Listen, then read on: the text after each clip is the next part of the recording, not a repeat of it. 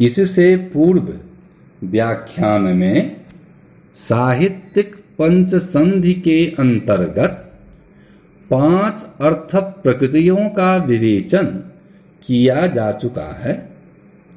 अब 5 अवस्था का वर्णन किया जा रहा है।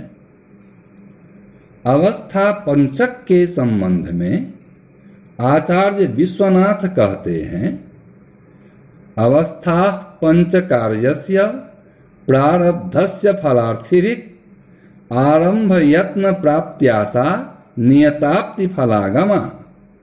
साहित्य दर्पण 6ठ परिच्छेद कारिका संख्या 70-71। अर्थात फल की इच्छा वाले व्यक्तियों के द्वारा प्रारंभ किए गए कार्य की 5 अवस्थाएं होती हैं। 1 आरंभ, 2 यत्न या प्रयत्न, 3 प्राप्त्याशा, 4 नियताप्ति तथा 5 फलागम। यही 5 अवस्थाएं एवं 5 अर्थ प्रकृतियों के योग से 5 संधियां होती हैं। इन 5 अवस्थाओं में सर्वप्रथम आरंभ है। इसके संबंध में साहित्य दर्पणकार का कथन है कि भवेदारभ्य औत्सुक्यम यन्मुख्य फल सिद्धये। साहित्य दर्पण 6ठ परिच्छेद कारिका संख्या 71। अर्थात मुख्य फल की प्राप्ति के लिए केवल उत्सुकता का होना ही आरंभ कहा गया है। उदाहरण के लिए रत्नावली नाटिका में नायक महाराज उदयन के अंतःपुर में नायिका रत्नावली के निवेश के लिए मंत्री योगंधरायण का जो औत्सुक्य वर्णन है, उसमें आरंभावस्था की ही योजना परिलक्षित हो रही है।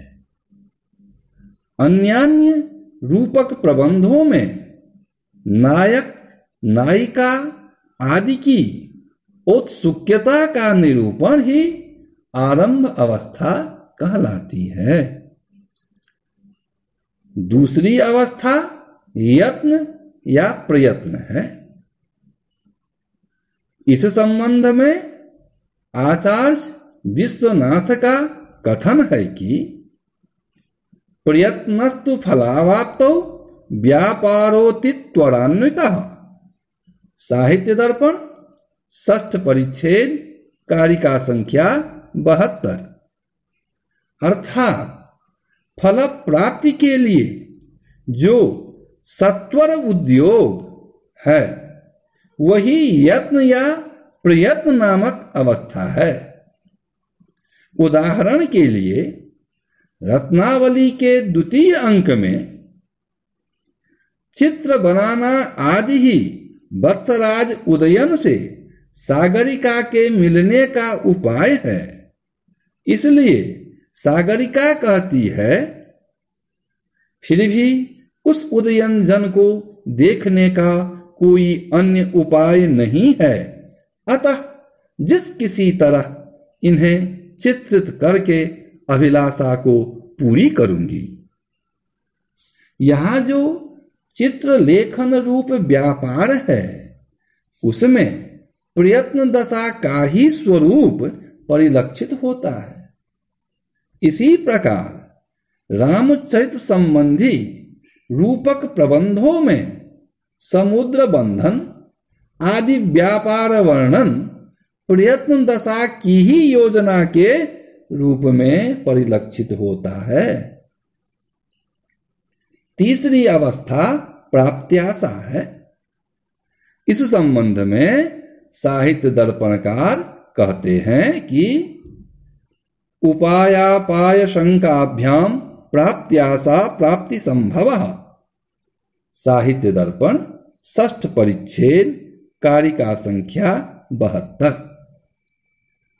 फल प्राप्ति के उपाय तथा फल प्राप्ति के विध्वंसक विघ्न की शंका दोनों की उपस्थिति से जो फल प्राप्ति की संभावना मात्र होती है वह प्राप्त्याशा कही जाती है। अर्थात फल प्राप्ति के लिए जो उपाय चलता रहता है किंतु उसी बीच किसी विघ्न की संभावना आ जाने से जब दर्शकों के मन में फल प्राप्ति के प्रति दुविधा की भावना आ जाती है तब प्राप्त्याशा नामक अवस्था होती है।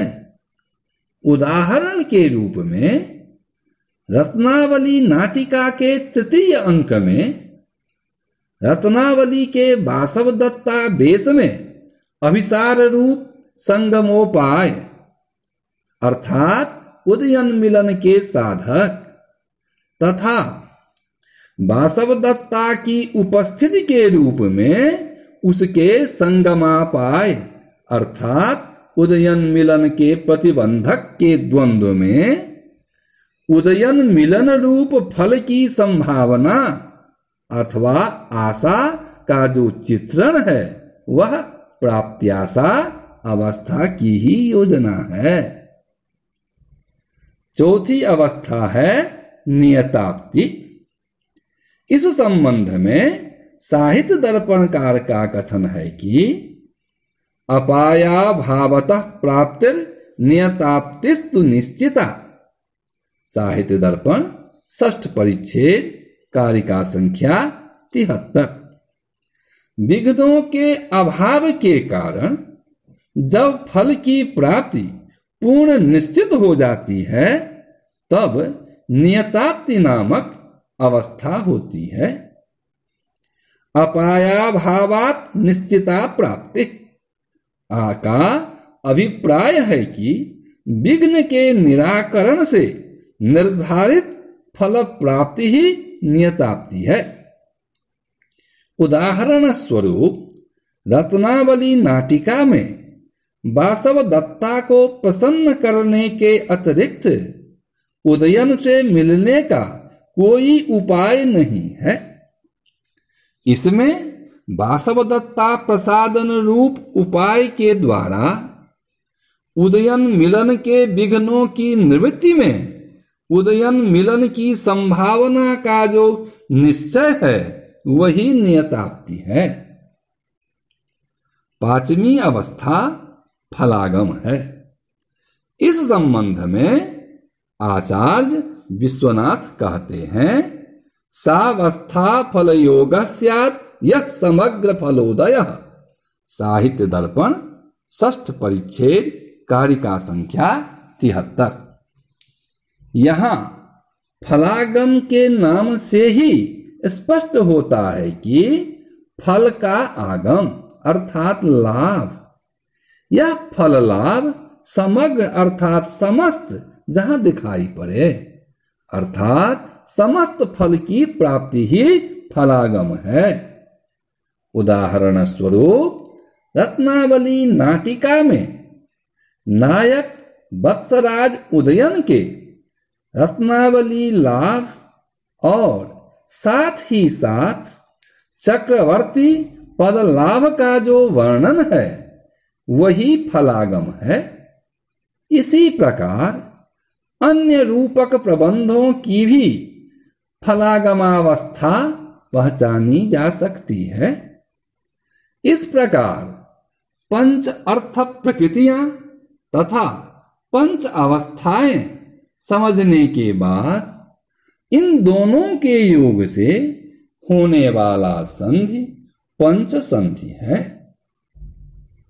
इस पंच संधि के संबंध में अग्रिम व्याख्यान में विवेचन होगा।